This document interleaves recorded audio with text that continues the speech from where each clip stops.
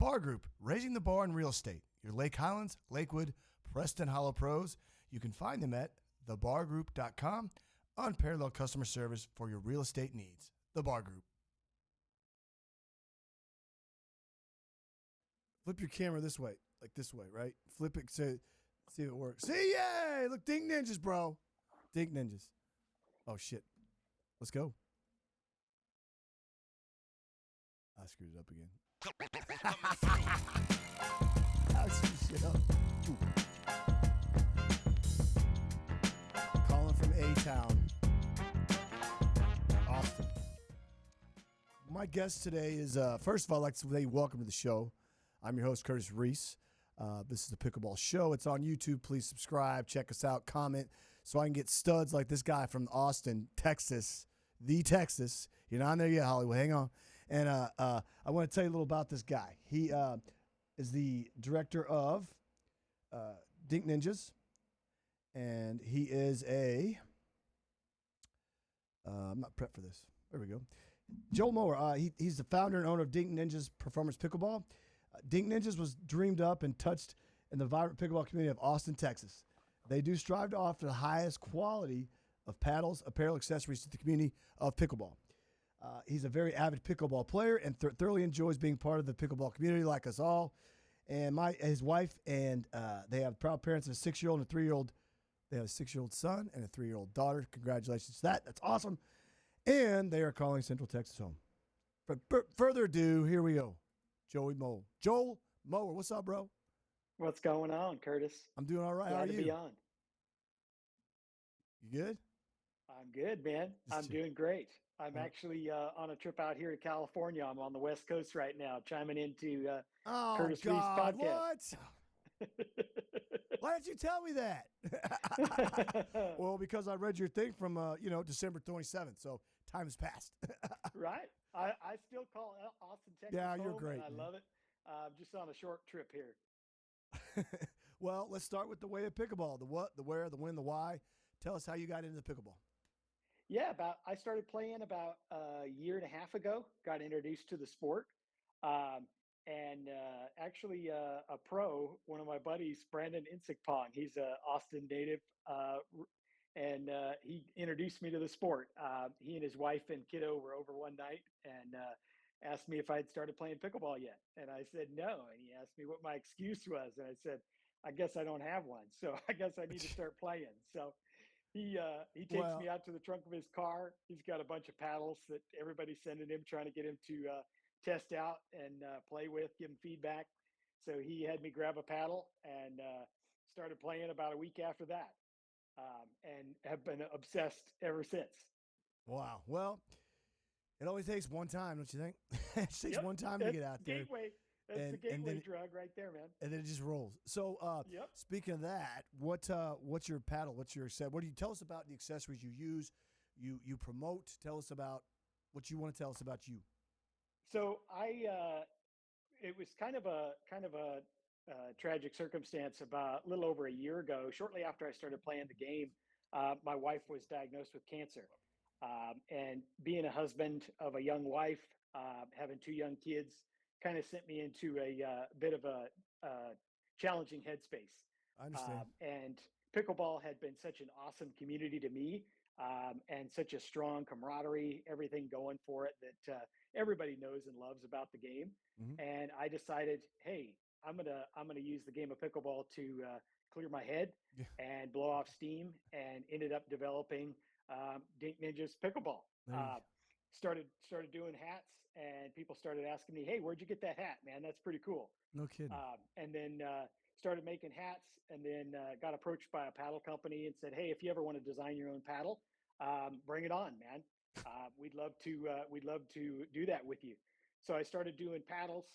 So I've got 3 different paddles that I sell on dinkninjas.com, which is our website, and promote it on all the different social media platforms, Instagram, all those different platforms. And then started doing different apparel items, got hoodies, yeah, man, bunch of different moisture wicking shirts, all that kind of stuff. Can't wait to wear some, bro.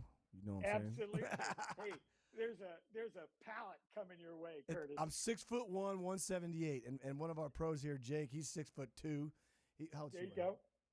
There you go. One night. He's probably. There you go. I'm just I'll saying, get we'll a, make you proud, bro.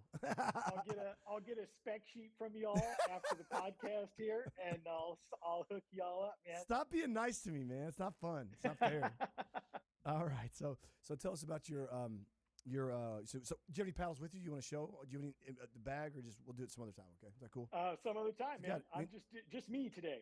well, that means you got to come back on, which is good. Absolutely. All right. I'm glad to. So when you play, do you play mixed? Do you play singles? Do you play doubles? How do you feel about each one individually? There's no right or wrong answer. It's just what you feel about it, and people don't have to listen if they don't want to. So it's always going to be good stuff. What are your thoughts on it? I got introduced, like everybody probably did, playing doubles, just playing kind of open court, open play, stacking paddles, all that kind of stuff that everybody was doing. Yeah. And lately, probably 2-3 months ago, started playing singles a little bit, and playing singles and then going back to doubles. I kind of like that dynamic because I feel like singles, you're covering the whole entire court. Exactly. You got a lot of well, not a lot of real estate compared to tennis, but a lot of real estate to cover as a single player. And then you go back to doubles, and you're cut in half. You know, you've got a great coverage of the court. You can use all the same shots, all that kind of stuff. And I think that singles is a good challenge for me, just mentally. Yeah. No. Well, listen, you're the first person that's come on that said it like that. That said, I switched back from singles to doubles, and you had like an actual reason why, you know, and just get adjusted to both games. Because, you know, in tennis, my old man would always say, you got to play doubles. I'm like, I don't want to play doubles. You don't only get half a point for that. Why would I play doubles? He goes, just go play doubles. I'm like, no. I had to play a bunch of old men at the club, adults at the club I grew up in. I screwed, like I tried to get you on here like in December. Here we are in April. But anyway, I finally realized that, you know, I got to college. Dad goes, so, you know, do you remember why I had you playing doubles all the time? I said, no. He goes, because it taught you how to play singles, you idiot. And serve him by. I'm like, oh, yeah. So there you go. That's how it is in pickleball. Yep. All of a sudden you have this epiphany. You go back to doubles and you go, wow, this is great. It's like Mark Twain said, my dad was so ignorant when I was young, but he got so much more intelligent as I got older. That's true. I mean, I'm not making fun of the amazing guy. It's true. You know what I mean? Yeah. So, absolutely. So talk about your partners. You have any partners you have to play with, mixed doubles, or you want to name drop? Because whatever you name drop, like Dink Ninjas, all this stuff will be tagged on your episode, and so people Google it, they'll see. So those of you listening that want to come on, you'll understand how it works. So tell us about that. I've had the pleasure of being a part of an awesome community down here in Austin, Texas. Yeah. There's a place I don't want to name drop, but it's in Cedar Park here. I don't want too many people showing up there to play with us. It's already got a pretty good following. But what we've actually developed is the lights come on at 6 a.m. So we go out there at 6 a.m. We've got a great group of guys and gals and play solid for 2.5, 3 hours in the morning on the weekends, and go home. You got the whole rest of the day and no waiting, just no stacking paddles or anything like that. But I've had the pleasure of playing with a bunch of different, just great people. Yeah. And obviously the guy that introduced me to the game, Brandon Iskapong, he's one of the greatest human beings out there. Super great player, tremendous athlete, and tremendous family man. Great dad as well. Love having the friendship that I do with him. But the acquaintances and the friendships that you build in the pickleball community is fantastic. I love meeting up with Thomas Wilson, Vivian David, all these guys and gals that call Austin home for the little part of the year that they're not on tour. Yeah, exactly. It's just a great community. Such tremendous human beings have been drawn into the sport. So I love it. Oh, really?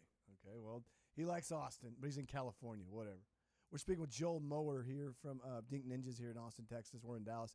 We've got Jake Williams on. He's one of our pickleball and tennis pros here that's going to help with the remotes. Anyway, he's just listening. He's good looking. I want to put him on because then everybody will know his number. I'm not doing that. All right, Jake's dealing. Steal the show. Yeah, hell yeah, he will. Anyway, so let's talk about this favorite place to play a tournament. Favorite memory? What do you have? What's so far? What's your favorite place to play a tournament? So far, I've thoroughly enjoyed playing tournaments at the Pickle Ranch here in Austin, Texas. Tim Klitsch has leased out the top floor of a parking garage. Oh, wow. Some of the best views you're going to get from a pickleball court On a in a garage city in like Austin? this. What'd you What's say? that? Did you say it's on the 4th floor of a parking garage? It is. It is. He Oh. leased out. He's leased out the 4th floor of a parking garage and put the court surface down on it. It's fantastic. It's an What? awesome place to play. Where does this at? Is this in Austin? Yeah. All right, Yep. so you're going to invite us down. We're going to go down there in the remote. We're going to do a show from there, all right? Absolutely. I want to do that. Absolutely. That's going to be awesome. All right, so that means he has to come back on. It's killer. We're going to do it. It's going to be fun. Okay, cool. All right, so let's keep going on here, bro. You're doing great. You're passing so far, okay, Joel? I failed miserably. Let's talk about favorite player right now. Favorite player right now, Male, female, I think kid. is probably Jack Sock. There you go. I have loved watching him enter the game. He's such a tremendous athlete, and I love his approach to pickleball. He said in person when I've been chatting with him, and on interviews that I've seen as well, it's a second career for him, and his goal is to have as much fun as humanly possible out on the pickleball court. He will. And I love awesome. that mentality, Yeah. and I love his approach to the game. We recently had the Austin pickleball tournament, the PPA Tour stop out here. Oh, yeah. I walk up, it's Jack Sock playing singles against Hayden Patrickman, and they are talking trash. Oh, Hayden's a little fireball, man. Oh, it was so much fun. It was so much fun. Well, you can record this stuff and send it to us. You know that, right? You can record What's these. that? You can record these small snippets, send them to me, and put your name on there, and we'll add it to your show or something. All right, so you don't have to, but everybody listening, you can send clips into me, 1 minute max. Pickleball clips, all right? Pickleball clips. And paddle. Let's keep it clean. I mean, seriously. Right? Anyway, but yeah, do that. You'll do it. So there you go. We've got to talk to Joel Mower here. We got Jake Williams in the studio for the first time, who will make his debut at TCD Tennis Players of Dallas Pickleball here in a few weeks. He will be doing the remote walking around. What's up? So we're going to have a good time. Let's talk about you some more, Mr. Mower. Tell us a little bit about your favorite tip. What's your favorite tip to tell like a 3-0, 3-5 player that walk on the court? I think my favorite tip to tell them is figure out how to move your feet. Keep your feet moving. Your feet, if you can keep your feet moving, you're going to have much better balance. You're going to be able to respond to your opponent's shots a heck of a lot better. If you keep your feet mobile, that's going to vastly improve your game for sure. Keep your feet moving and grooving from Joel Mower. Awesome stuff. Good stuff. What's your favorite drill to do? You have a favorite drill? I think the shot that I've been working on most is my lob shot. I have so much fun. Did you say lob? People. Yes, because it just creates instant chaos. Instant chaos. This is my parents call me growing up, organized chaos. I love seeing their face. They stop, and their shoulders go down. It's like, oh, man. And you see someone fake run for it. I'm like, you ain't getting that, dude. Are you kidding me? Call it out. I'm kidding. I'm just kidding. Right? If I can get a lob to drop in the corner pocket, I'm down, man. No, the odd side lob at the kitchen line, no volley zone line, on the backhand, peeps. Best lob in the game. That's my favorite shot. Yep. What motivated me to try and perfect the lob and start practicing it more was when Jack Sock, he did his first tournament. He's playing with Annalee Waters at North Carolina last year, and he poaches a tweener lob. What? And it was insane. I want Jack Sock on here. Sorry. You gotta watch that shot back. He poaches. He literally runs right in front of Annalee, poaches it between his legs, and does a tweener lob over the top of these guys. And then you cannot be serious. This happened. They hit it back, and he gets the most insane overhand right out of bounds. He's basically hitting it perpendicular to the court, straight out of bounds, and there's no recovery. I'm like, dude, this dude's a total animal. He is. We're looking at I've got some people in the pipeline way down there that I'm going to get at some point in time, and it's going to be some of the greats. But that's further down the road. We're talking to the great right now, Joel Mower from Austin, who's in California, and the man, Randy Price. And we are just getting started here we're actually rolling through this, bro. You're making this go fast. Let's go to my last question until we go to In the Kitchen. Favorite rule to tell players. Favorite rule. Favorite rule. To tell players. I'll tell you mine because it gives you time to think. And I know I send these things out, these run sheets, some of them are bad, but nobody ever looks at them. That's fine. My example is just happened this morning on court. I love being on the pickleball court. Nobody understands how much I love it. I love teaching. I love seeing people. I love talking to people like Joel Mower, who's so nice of you to stay in there with me to get you on here, man. I really appreciate that. She stepped one of my lessons, stepped into the kitchen, and then her booty went back and her hand went forward. I said, "Why are you reaching?" I teach not to reach. I teach you to think and dink, man. And she goes, "Well, what if I step in the kitchen and the ball doesn't bounce?" I said, "It doesn't matter. You can't volley in there." So people get that confused. They think if they actually step in the kitchen during a point, they lose the point. Now, I'd be too honest, I wouldn't let somebody do that. But, yeah, that's kind of that's what I did today. I just said, "Joan, it doesn't matter. You just can't volley in there." So that's one example. Yeah. Yeah, I think that keeping the ball in the court to me is the best rule of thumb. If you're dinking, obviously I love the dinking part of the game. I love the finesse. I can tell. You're sitting there strategy, smiling. the strategy and all that. I love that part of the game. I love trying to create deception and all that on the court. But the thing is, if you can keep the ball in play, you're going to win so many more points. Love this guy. Dane Gingrich. My boy came on 2 weeks ago. He was doing this kind of little study with pickleball, and he said so many people are driving the ball. I know. And he came up with a statistic after doing this research, and he's like 70% of drives end up out of bounds. And I love that I'm guy. like, okay, there's another rule of thumb. Let it go. That's no let shit. it go. Yeah, man. Like, You're what's gonna her win name? 70% of the points if you just let it go. I go, oh, okay. I'm in. Another good tip. Dane came on. He and Jill came on. Pickleball Yogi. You know, we talked about their book a few weeks back. You got to watch that. It hasn't dropped yet, but you got to watch it. It's a trip, man. Again, this is so much fun. I'm having so much fun with this guy. Speaking with Joel Mower here, let's go to In the Kitchen, bro. Do you know what In the Kitchen is, man? That's where we talk about you, what you like, your movies, your fun, what you like. So I will tell you, what is your favorite movie of all time? I think my favorite movie of all time. We'll go science fiction. Future. Okay, Back to the Future. Not bad. No one said that one yet. Really? All of them, or just one? I think that the first one is my favorite by far. Such an original concept. I love that. I love that dynamic, and I love the Toyota truck that he ends up with too. It's fantastic. I forgot about that. I was like, I'm 50 in September this year, so I was probably ahead of you with that when that came out. But that's cool. My favorite movie of all time is Raiders of the Lost Ark. That's just gotta go solid. with that. But I say these things because you're going to come back on, and I might say, "Hey, dude, you still feel that way about your favorite movie last time?" You'll say, No, man. We're going for E.T., bro."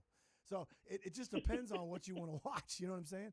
And that's right. That's the beauty of our show here. And it's our show because you're on it. You took the time. You were patient enough to let me get organized because it's been chaos since May when I was given the opportunity to create my own show and own studio and all this. So you've been awesome. So it's our show, so you can think of next time. All right, favorite, what were you jamming before you came on the show or before you go on court for a match? Do you like to kick out some Sade, some classical music? Do you like to read Dr. Phil books, or what do you do? I don't know. Sade is definitely some pump tunes right there. I don't know, man. Dude, I had some guy on that says he meditates. I'm like, what'd you say? But I'm not excited. I have been jamming out to Fall Out Boy. Yes. We Didn't Start the Fire. Woo! Oh yes, that's Billy Joel cover. I heard that this morning. Fantastic cover. I like the Billy Joels. I think they crushed that one. They did. I have to give you that one. Okay, you win that one. So far, Joel Mower here on the Pickleball Show with Curtis Reese. Please subscribe. Check us out. We have got more for you. The next thing we're going to talk about is favorite Netflix. What's your favorite binge watching? What have you been binge watching? You binge watch anything? I've got to go with Drive to Survive. Really? I got the F1 documentary going on. I love that. The third person that said that, and I got to see. The Hurt's really, really good. Oh man, Is yeah, it? Is it's it? epic. I'm a bit of an F1 fan, I but could tell. if you're on the cusp, Fast. you watch Drive to Survive, all All the right. trash talk and the Okay. banter, all that kind of stuff is Okay. I'll hysterical. do It's it. a ton of fun. I'll do it. What's it called again? Drive to Survive. Drive to survive. All right. And you also get some snippets in there from F1 in Austin, Texas, here out of Coda. Oh, really? All Yes, sir. right. Sweet. All right. Okay. So now what we're going to do is we're going to talk about you favorite sports teams. Favorite sports teams? I got to go with the College, Texas professional. Texas Ranchers pickleball team, man. There you go. See, I tried to get them on. They didn't call me back. Got to represent. Oh yeah, man, you got to get. Tell them they need to come. They need to come back. Call me back. I want them on. There you go. There you All go. right. Tim Klitsch. You got to Tim hook up Klitsch. with Curtis Reese here. You heard it first, Mr. Klitsch. All right. So now let's go to one of my favorite parts. It's about you. It's what is there something that people don't know about you that they would hear, and they'd be like, "That is so freaking weird, but awesome." You know what I mean? I'll tell you what I did. I got divorced. It was from my first girlfriend. I got her October 19th of 1999. It was a 95 Jeep Wrangler. I just sold her for my wife, who's been with me for 24 years. So that's what happened. I sold my Jeep of 25 years, and I'm going to keep my wife of 24. So whatever. You know what I'm saying? I had to sell it, man, but I got a good price, and the guy really wants it, and that's all I can say. So I sold my Wrangler. I apologize, Wrangler listeners, but I will get another one. There you go. That's there you, you go. You got to Collins Brothers Jeep's got to pick that one up. They fixed the thing last summer. They fixed the seats. Good call. They fixed the seats. They fixed the paints. They fixed their Collins Brothers in Wiley, Texas. Dude, Dennis is he's a madman. Are you a Jeeper? I have a bunch of buddies who are Jeepers. Oh, Yep, yeah. but I've yet to own one myself. Oh, we'll change that. Okay. So, what's something about you people don't know that's pretty unique? So I am a Volkswagen Beetle guy. When I was 15 years old, I bought my first Volkswagen Bug. It was a 61 ragtop. No way. And restored it, fixed it all up. And when I was about 24, ended up selling it. And my older brother, he's out here in California. That's who I'm visiting right now. Awesome, man. He's a general contractor. He goes out to a guy's house. Long story short, it's the owner of my Volkswagen. No way! Are you serious? And yep. And now I'm 43. Last year, I bought it back from the guy. So I've got my 61 ragtop, my original first car. Okay, you got to send a picture of that. Austin, Texas. Oh, it's a ton of fun. It's a ton of fun. It's reliving my childhood that I've never matured out of. No, man, you don't do that till you turn 50. I'm 49 until September. Listen, that's so awesome. Maybe I'll do that. Nah, I don't want to do that. We got our oldest son's turning 16 in September, so that's going towards a truck. There you go. You'll grow up then. How about that? Right on. When your kids turn 16, okay? How about that? All there right. you go. Hey, I got 10 years before my son does. My man. All right, so we're going to go to the last segment of the Pickleball Show with Curtis Reese. It's called The Good, the Bad, the Pickleball. I say either a phrase or a word at pickleball, and you get to give me, maybe one sentence definition of it or one word. I don't care. It's your decision. But there's no right or wrong. So I've got some words here I want you to give your thoughts on. Ready? The good, the bad, the pickleball. You go first because I'm the host, and I'm not important. ATP. Oh, favorite shot. What? That's it? Favorite shot? Oh. I love trying to execute one, and I love trying to defend against them. So Dane, we need to do percentages on that, man. What are the percentages, Dane Gingrich? We're calling them out right now. Dink Ninjas Warrior, you, Joel Mower. Get a statistic on that for us. I say, meh. Okay, third shot drop. Yeah, I could take it or leave it. What'd you say? Take it or leave it? Yeah. Got it. You heard me. Paddles or rackets? Paddles. Yes, he wins. Nothing but a toaster and Fruit Loops. Yeah, that's what I was gonna say. I got that circled. I'm like, you better not say rackets. I mean, I've had so much fun with this. Well, look, hey, I know you're busy. Tell your brother in the room. Where's he at? Where's your brother? Is he here? He's out. Okay. He's out messing around somewhere. I'm not sure what he's You doing. should have Building brought him something, I'm on, sure. man. Whatever. Listen, how would people get in touch with you? Dink Ninjas or whatever. If they come into Austin, they want to go to Texas Ranchers, stuff like that. How would they get in touch with Joel Mower? Oh, just find me at Dink Ninjas on Instagram is the handle there. You can DM me there. Yes, sir.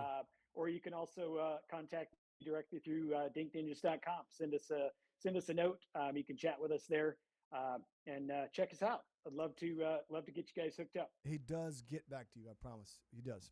And I really appreciate you being patient again. Hey, everybody, I can be reached at Curtis at ReeseRacketSports.com or on the World Wide Web at Curtis Reese Pickleball or something like that. I don't know why I sound real weird like that. I was going to, burp, but not. So, what else you got? Anything else, man? I'm just honored to be on your show, man. Stoked to be on here. He's being too nice. Whatever, man. I could change that. I can make you be like, that guy's such an idiot. He's about as organized as a kitten or a puppy. That's what that guy is. He's sane. Anything else before I hang up here, bro? Good to go, man. Oh, man. I love you, man.